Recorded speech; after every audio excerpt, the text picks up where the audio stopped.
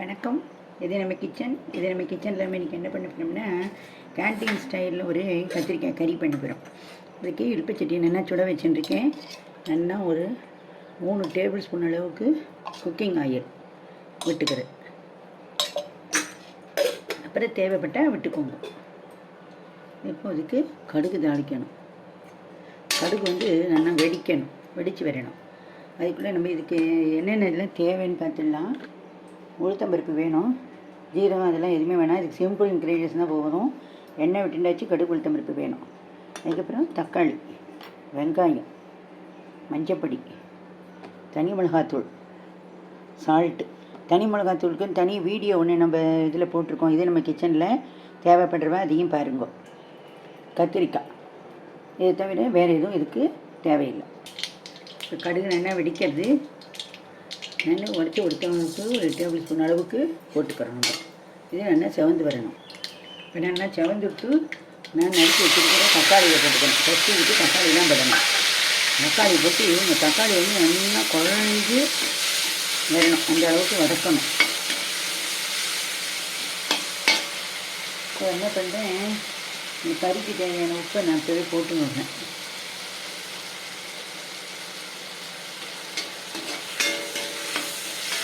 இது நல்லா குழையட்டும்.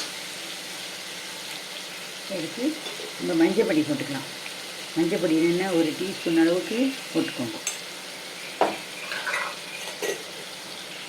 அப்புறம்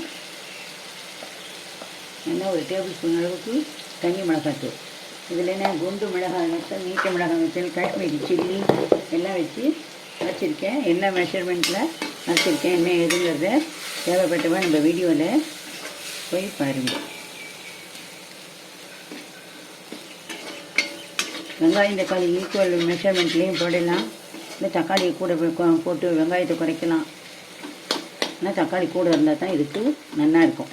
இதை வந்து கிரேவி மாரியும் சப்பாத்தி பூரி இதுக்கெல்லாம் தொட்டுக்கலாம். இல்லை அப்படின்னா தயிர் சாதம், வெரைட்டி ரைஸு இது சொல்லலாம், சாத்துலையும் போட்டு பிசைஞ்சு சாப்பிட்லாம். இப்போ நான் இதுக்கு வெங்காயம் போடுறேன்.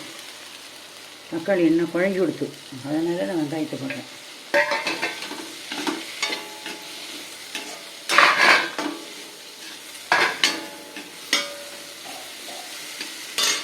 இப்போது இதுக்கு தேவையான எண்ணெய் இன்னும் கொஞ்சம் விட்டுக்கலாம். இது சாத்தில் போட்டு பிசைஞ்சு லஞ்ச் பாக்ஸ் ரெசிபி மாரியும் எடுத்துகிட்டு போயிடலாம். இப்போது வெங்காயம் நல்லா வதங்கி வர வரைக்கும் வெயிட் பண்ணலாம். இப்போ நம்ம வெங்காயம் என்னென்னா இந்த வருவோம், இந்த அளவுக்கு வதங்கிடுச்சு. தக்காளி உருவம் தெரியாத அளவுக்கு வதங்கிடுச்சு. இப்போது இதில் கத்திரிக்காயை போடணும். கத்திரிக்காய் இப்போ இந்த அளவுக்கு நறுக்கியிருக்கேன் இல்லையா, இதில் இன்னும் கூட 2 பாதியாக கூட நறுக்கிறவா நறுக்கிருக்கேன். இப்போ இதை நான் போட்டுட்டேன். போட்டுட்டு மறுபடியும் திருப்பி விடணும். நல்லா கிழந்து மேலேருந்து கிழன்னு நல்லா திருப்பி விடணும். இப்போ இதுக்கு இந்த கத்திரிக்காயை சேர்ந்து வதங்கணும் இல்லையா, அதுக்கு கொஞ்சம் எண்ணெய் தேவைப்படும். அதனால் நம்ம வந்து ஒரு டேபிள் ஸ்பூன் எண்ணெய் விட்டுருக்கோம். எண்ணெய் தேவைப்பட்டால் மறுபடியும் விடலாம்.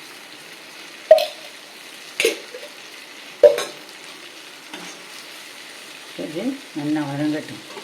நல்லா வதங்கி சுருண்டு வர அளவுக்கு வதக்கி விடணும். அப்படியும் இடையில ஒரு தடவை கிளறி விட்டுக்கணும். இல்லைன்னா இந்த வெங்காயம் தக்காளியெல்லாம் அடி பிடிக்க ஆரம்பிச்சிடும். இதுமாரி கிளறி விட்டுக்கணும். நல்லா வதங்கி வரணும்.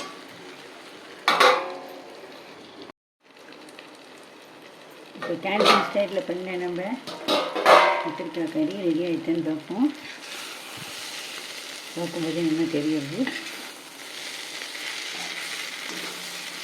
நல்லா வதங்கி நல்லா ஜம்முன்னு வந்துட்டு நான் இப்போ ஆஃப் பண்ணிடுறேன். நீங்களும் இதேமாரி செஞ்சு பாருங்க. நான் இப்போ இதை வந்து சர்விங் பவுலுக்கு மாற்றுறேன்.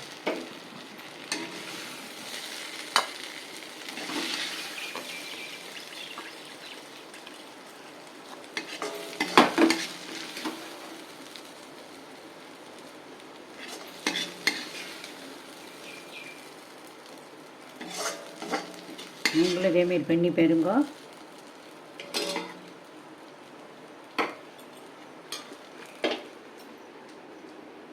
நன்றி, வணக்கம்.